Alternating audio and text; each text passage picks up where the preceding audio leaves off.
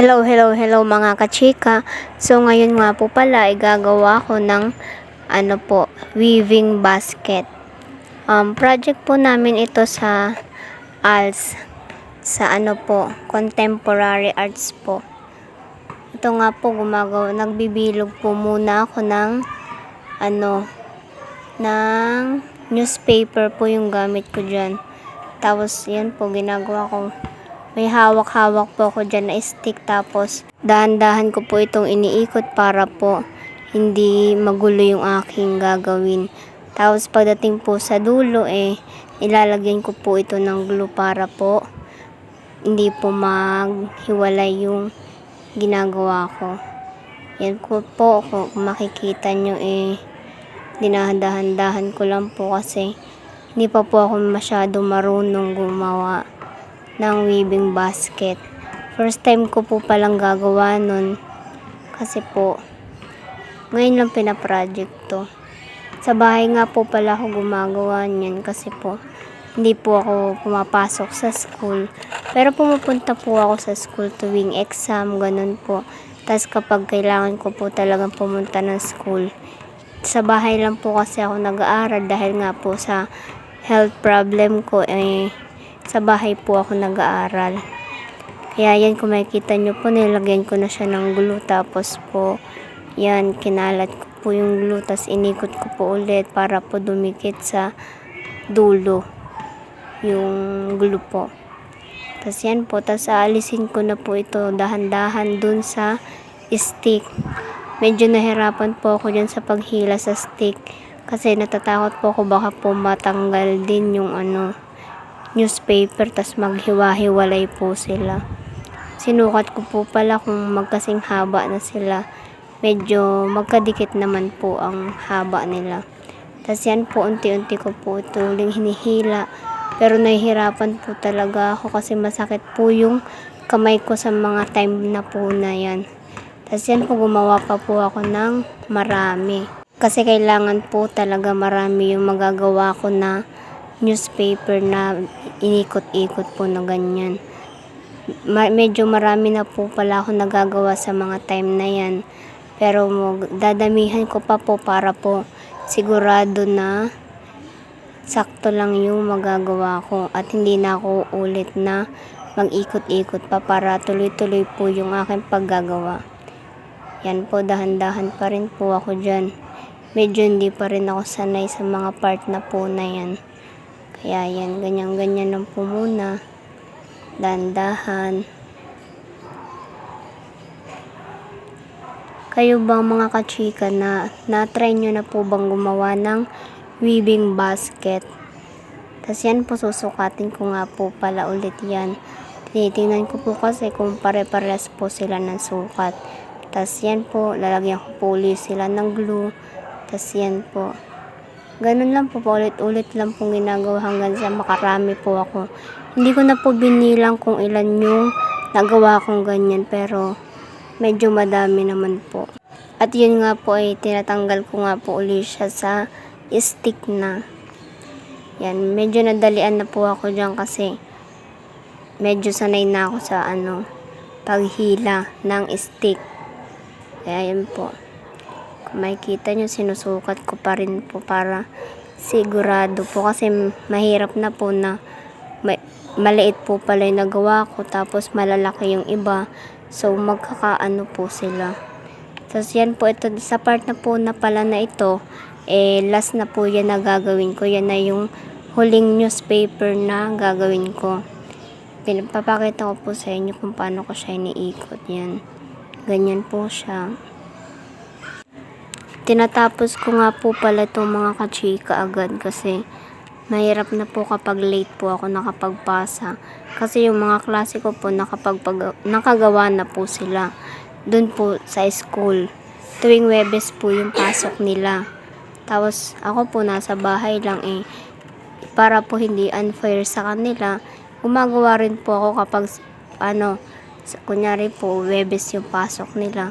Gagawin ko na rin po kung ano po yung ginawa nila para po makapagpasa po ako on time. Tapos ang pinapagpapasa ko po pala nun sa school yung pinsan ko po yung nagpapasa dun sa teacher ko. Tapos yan po mga kachika, balik na tayo dito. Yan, sinusukatin ko uli na naman yan para po sigurado. Yan po, magkalapit naman po yung sukat nila. Kaya okay na po yun sa akin. Pero po minsan, kapag sobrang laki po nung agwat, inuulit ko po siya ng pag-ikot-ikot. Kasi naliliitan po ako. Kaya yan, ikot-ikot po ulit. Tapos yan na po yung pinakalas ko na gagawin. Tapos yan mga kachika, makikita nyo, nahirapan na naman po ako nung tanggalin yung stick. Ito na naman tapos na yun kanina Tapos ngayon ito na naman, hirapan na naman ako. Kung kailan last na, kung kailan huli na. Bakit ganun? Charis! Tapos yan mga kachika, makikita nyo, natanggal ko na po pala yung stick dyan. Bali mga kachika, yan na yung mga nagawa ko. Pero mga kachika, dinagdagan ko pa po yan. Pero hindi ko na po pinakita sa video kasi baka sobrang haba na magawa kong video.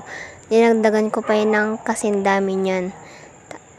Doble po na ganyan. Tas yan po yung mga una kong nagawa. Kasi nagkulang po yung newspaper na binili ko. Kaya dinagdagan ko pa po. Tas sa mga part nito mga kachika, yan na po yung nagagawa ko na weaving basket. Yan, parang tinatahi-tahi ko po, ganyan. Nakakalito po siyang gawin pala. Kala ko madali lang. Ganyan po, kailangan talaga na nakatuto ka sa ginagawa niyo po na weaving basket.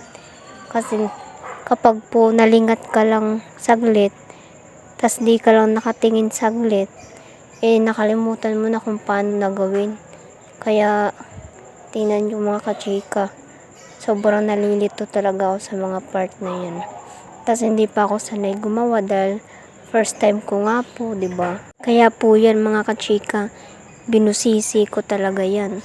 Hindi talaga ako, hindi po talaga ako kumukurap para lang makita ko po kung saan ko na ilulusot o saan ko na ba ilalagay itong isa, tas itong isa. Basta nakakalito po talaga. Maliit nga lang pala yung gagawin ko mga kachika na weaving basket. Kasi baka pag malaki po yung ginawa, kulangin naman ang mga newspaper na binilog-bilog ko, diba? Kaya maliit lang po yung ginawa ko. Tas yan mga kachika, hindi ko na siya binidyo ng pinaka buong video na paano ko siya ginagawa mga kachika. Kasi sobrang tagal ko bago nabuo talaga yung weaving basket. Papakita ko na lang siya mamaya sa inyo. Yung buo na talaga siya, yung malapit na mabuo at matapos. Mga kachika, pasensyahan nyo na po pala yung kung maingay yung pagbo-voice over dito. Kasi nasa labas po ako nagpo-voice over. Kasi po dito lang po tahimik, kaso maingay pa rin po pala yung mga tunog ng mga hayop. Nasa labas po kasi ako mga kachika Kaya pagpasensyahan nyo na mga kachika. Tas nandito po ako sa labas ngayon. Nilalamok na po ako pero sige lang, titiisin ko lahat ng hirap. Kahit kagatin na ako ng lamok dito. Matapos ko lang itong video na to ng pagbo-voice over. Ginusto ko to diba? Dami ko sinasabi mga kachika. Wala na kasi akong masabi. Kaya tingnan nyo, panoorin nyo na lang yung video. Okay lang kahit di nyo napansinin yung voice over. Tas yan mga kachika, yan. Tapos ko na siyang tahi-tahiin, bagang ganun. Ano bang tawag dun? Kinukulayan ko na siya para man lang may konting buhay yung ginawa kong weaving basket. Kahit maliit mukhang may buhay. Binigyan ng buhay. Wala namang buhay yung mga bagay. Pero nung kinulayan ko siya kasi meron po akong paint color paint. Yan mga kachika. Yung tangkay is kinulayan ko na lang ng blue. Tapos yung pinaka basket niya is color pink. Yan lang yung magiging kulay niya mga kachika. Tapos pinapasa ko na yan kinabukasan agad. Kasi baka sabihin ng iba mga kaklase ko na hindi ako nagpapasa. Pero wala naman nagsasabi sa akin ng mga ganun. Kasi naintindihan nila ako. Mababait yung mga kaklase ko mga kachika kahit hindi ko pa sila nami-meet. Meron yung iba na meet ko na pero hindi ko alam kung kaklase ko ba sila o hindi. Kasi yung iba mga nanay na, tas yung iba mga working student. Ako lang ata yung naiiba pero meron din naman pala mga kachika na may health condition din. Pero pumapasok siya. Kasi kaya niya naman. Ako kasi hindi ko po kaya yung pumapasok ng pumapasok. Babiyahe po kasi ang layo pa ng school dito sa amin. Sasakay pa ako ng tricycle, tapos jeep. Tapos yun ang school. Pero kahit ganun, minsan naman pumupunta po ako ng school. Ang unfair naman po kung pati sa bahay doon ako mag-e-exam. Kaya sa school po ako nag-e-exam talaga. Tapos kapag need kong kausapin yung mga teacher, pumupunta po talaga ako sa school. Tapos yan mga kachika, balik na po pala tayo dito. Dami ko pong kinukwento sa inyo.